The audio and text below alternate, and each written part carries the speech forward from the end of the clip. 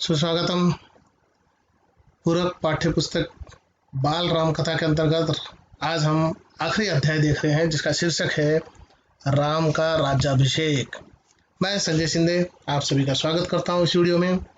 तो चलिए प्रारंभ करते हैं हम जल्दी से अपना इस वीडियो को। राम का राज्याभिषेक। तो अभी तक हम लोगों ने कथा सूत्र देखा है इस प्रकार से कि राम ने रावण का वध कर दिया है और सीता को वहां से छुड़ाकर वो जो है अयोध्या के लिए चल पड़ने के लिए तैयार हो गए हैं। विभीषण चाहते थे कि राम कुछ दिन लंका में रुक जाए, नई लंका में, उनकी लंका में। उन्होंने अपनी इच्छा राम को बताई, उसका कारण भी। मैं चाहता हूं कि आप कुछ दिन यहाँ विश्राम कर ले, युद्ध की थकान उतर जाएगी। वैसे इसमें मेरा स्वार्थ भी है, आपका सानिध्य और रीति नीति सीखने का अवसर। आपने यह नगरी देखी भी तो नहीं है। तो इस प्रकार से ये जो सानिध्य का अर्थ होता है निकट रहना, साथ रहना। तो विभीषण को लगता था कि राम यहाँ रुकेंगे तो उनसे कुछ रीति नीति सीख लेंगे, कुछ ज्ञान की बातें सीख लेंगे। तो इस प्रकार वो चाहते थे। लेकिन राम ने क्या कहा? राम ने लंका नगरी में कदम नहीं रखा था। सीता से मिलने हनुमान गए 2 बार, अंगद गए, लक्ष्मण भी हुआ है। विभीषण के राज तिलक के समय राम उस नगरी से दूर ही रहे। तो अपने पिता का वचन निभा रहे थे। पिता ने जैसा कहा था कि 14 वर्ष वनवास में ही रहना है, वन में ही रहना है, किसी भी नगरी में प्रवेश नहीं करना है। तो ये जो है राम इस वचन को निभा रहे थे।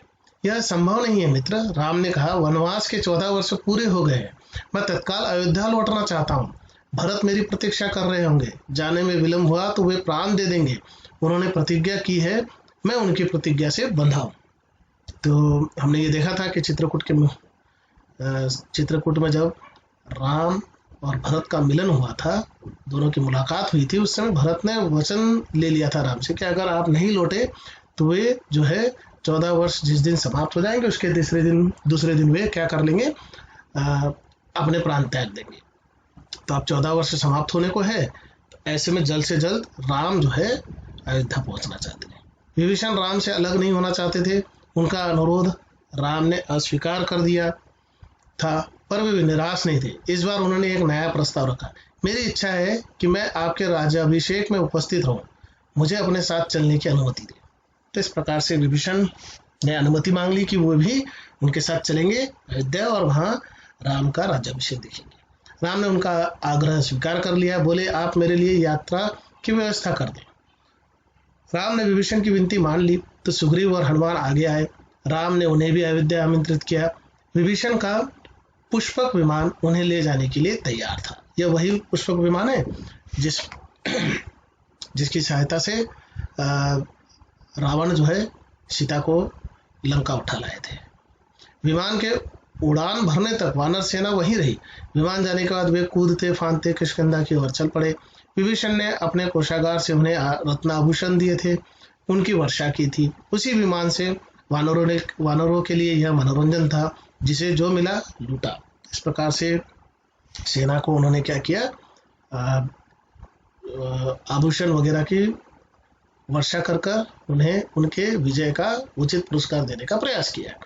विमान लंका से चला। उड़ान भरने के बाद उसने उत्तर दिशा पकड़ी, जिधर अयोध्या नगरी थी। राम सीता के साथ बैठे थे। मार्ग में पड़ने वाले प्रमुख स्थान बताते जा रहे थे। रावण सीता का हरण कर उसी मार्ग से लाया था, पंचवटी से। उस समय सीता ने वे स्थान ठीक से नहीं देखे थे। स्थानों के नाम उन्हें ज्ञात नहीं थे। पहले रणभूमि पड़ी, फिर वह पुल जिसे नल और नील ने बनाया था, सेतुबंध। राम सेतुबंध के नाम से आज वो विख्यात है, सभी को पता है। किष्किंधा रास्ते में था। वानर राज सुग्रीव की राजधानी थी। सीता के आग्रह पर विमान किष्किंधा में उतरा, सुग्रीव की रानियों तारा और रूपा को लेने। आगे ऋषिमुख पर्वत पड़ा और उसके बाद पंपा सरोवर। उसकी सुंदरता अद्भुत थी। राम ने सीता को एक पतली चमकती हुई रेखा दिखाई। सीते देखो, यह गोदावरी नदी है, ऊंचाई से इतनी छोटी दिख रही है। इसी के तट पर पंचवटी है। देखो हमारी पर्णकुटी अब भी बनी हुई है। सीता ने आंखें बंद कर ली, जैसे पंचवटी को पुनः देखने से डर रही हो। उन्हें पूरा घटनाक्रम याद आ गया था। तो यहाँ से रावण उनका हरण कर ले गया था। तो दुख भरी यादें उनके पास थी, इसलिए उन्होंने आंखें बंद कर ली। गंगा यमुना के संगम पर ऋषि भरद्वाज का आश्रम था। विमान वहां उतरा, सबने रात वहीं बिताई। ऋषि का आग्रह था, राम उसे टाल नहीं सके। वहीं से उन्होंने हनुमान को अयोध्या भेजा, भरत को उनके आगमन की पूर्व सूचना देने के लिए। तो ये भी जरूरी था, संदेश पहले पहुंचाना, तो संदेश पहुंचा दिया हनुमान के हाथों से। राम सीधे अयोध्या नहीं जाना चाहते थे। उनके मन में एक प्रश्न था, एक संशय, 14 वर्ष की अवधि कम नहीं होती, कहीं इस अवधि में भरत को सत्ता का मोह तो नहीं हो गया। तो ये जो है विचार राम के मन में आया कि कहीं ऐसा तो नहीं हो गया कि भरत 14 वर्ष तक सत्ता संभालते संभालते उसके प्रति उनके मन में लालच पैदा हो गया हो। तो ये भी एक संदेह उनके मन में था, जिसे दूर करना था, इसलिए हनुमान को आगे पहले भेज दिया।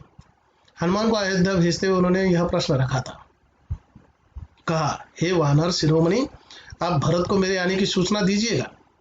ध्यान से देखिएगा कि यह समाचार सुनकर उनके चेहरे पर कैसे भाव आते हैं। यदि भरत को इस सूचना से प्रसन्नता नहीं हुई तो मैं अयोध्या नहीं जाऊंगा। भरत राजकाज संभाले, इसमें मुझे कोई आपत्ति नहीं। तो इस प्रकार से हनुमान को यह संदेश देकर ही भेजा था राम ने। हनुमान वायु वेग से चले, जैसे उड़ रहे हों। मार्ग में निषाद राज गुह से भेंट की, उनसे अयोध्या का हाल जाना। वहां से नंदीग्राम पहुंचे। उन्होंने भरत से कहा, श्री राम के वनवास की अवधि पूर्ण हो गई है, वे लौट रहे हैं, प्रयाग पहुंच चुके हैं। मैं उन्हीं की आज्ञा से आपके पास आया। भरत की प्रसन्नता का ठिकाना न रहा, आंखों में खुशी के आंसू थे। वे बार बार हनुमान को धन्यवाद दे रहे थे, यह शुभ समाचार उन तक पहुंचाने के लिए। उनके चेहरे पर केवल एक भाव था, प्रसन्न था। वो इतने ज्यादा प्रसन्न हो गए कि दूसरा कोई भाव उनके चेहरे पर आ ही नहीं रहा था। हनुमान उनसे विदा लेकर आश्रम लौट आए राम के पास। अगली सुबह प्रयाग से श्रृंगवेरपुर होते हुए राम का विमान कुछ ही देर में सरयू नदी के ऊपर पहुंच गया। दूर अयोध्या नगरी के भवनों के शिखर दिखाई देने लगे। सबने अयोध्या को प्रणाम किया। उधर भरत से सूचना पाकर अयोध्या में उत्सव की तैयारियां होने लगी। नगर को सजाया गया। शत्रुघ्न राज्याभिषेक की व्यवस्था में लग गए। महल से तीनों रानियां नंदीग्राम के लिए निकल पड़ी। कौशल्या सबसे आगे थी। उन्हें पता था कि राम पहले भरत से भेंट करेंगे।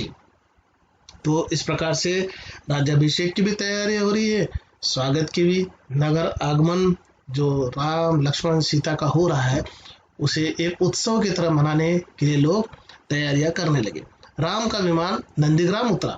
उनका भव्य स्वागत हुआ। आकाश राम के जयघोष से गूंज उठा। राम ने विमान से उतरकर भरत को गले लगाया, माताओं को प्रणाम किया। भरत भागते हुए आश्रम के भीतर गए। राम की खड़ाऊ उठा लाए, जिसे सिंहासन पर रखकर उन्होंने 14 वर्ष राजकाज चलाया था, झुककर अपने हाथों से राम को पहनाई।